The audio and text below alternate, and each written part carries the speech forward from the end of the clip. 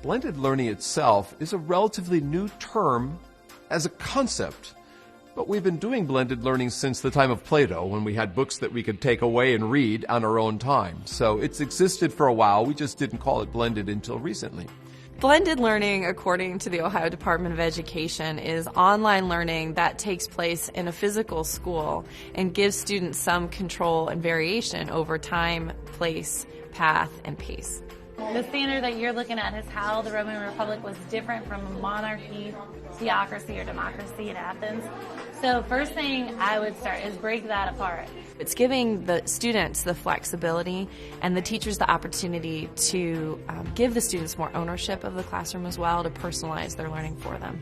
Being able to have some control over how quickly they're learning content, where they're sitting in the classroom, where they're learning that content. And I think because kids have so much access to information, it just is overwhelming what they're able to find out and learn in the time that they're able to learn it. There are some people who use a computer because it's technology and it makes their life easier, but not necessarily have they yet embraced the whole 21st century learning about enticing the children to find their own learning rather than you just trying to spoon feed them. Technology is not an add-on, it's part of what we do now. Let them move as fast as they possibly can.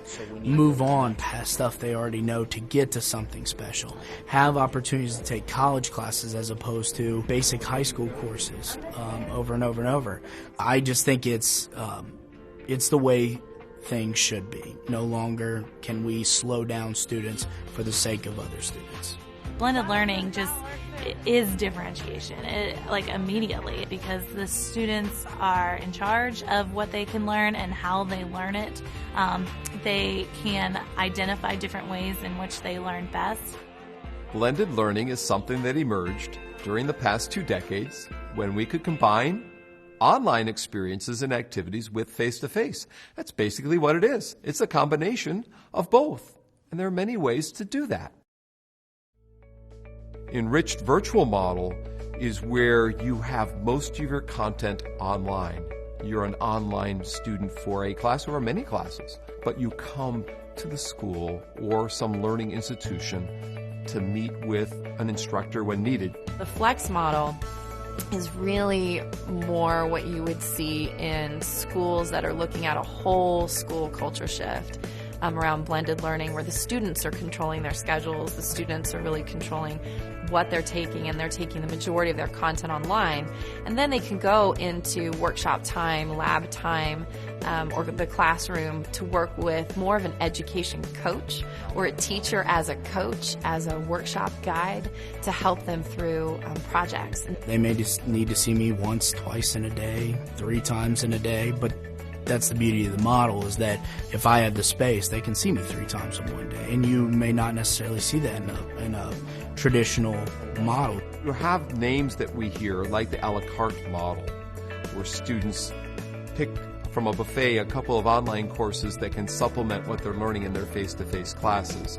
And then within the rotation model for blended learning, this seems to make perfect sense to our elementary teachers, because for so long they've done blended learning station rotation just without the technology piece added in. Any given day in my classroom, you would see students working in groups. You'd see students attending sessions that are led by both a social studies teacher and a language arts teacher, where it's like very teacher-directed information. You'll see kids working individually with headphones on, or either engaging with a simulation that's online or a video that they're watching. You'd see lots of different groups of people doing lots of different things.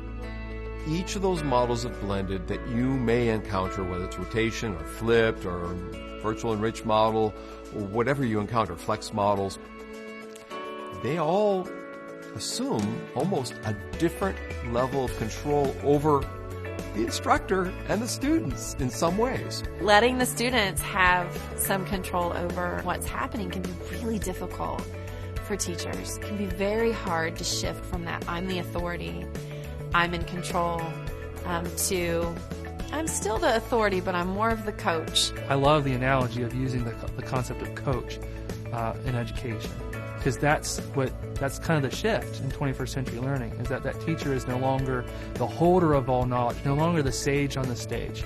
They are now the coach that's on the sidelines, that's providing the instruction when it's needed and providing the encouragement throughout the learning process. I think all of the models have the opportunity for the teacher to still have quite a bit of ownership over what's happening in the classroom.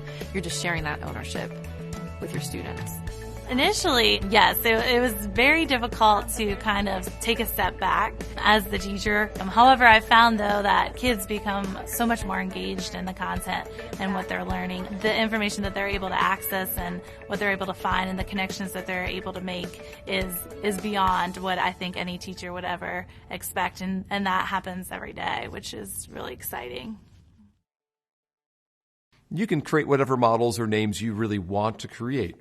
What blended learning offers in terms of benefits include the chance to augment the learning, enhance the learning, extend the learning, but also prep students for college settings, because the majority of colleges today are using blended.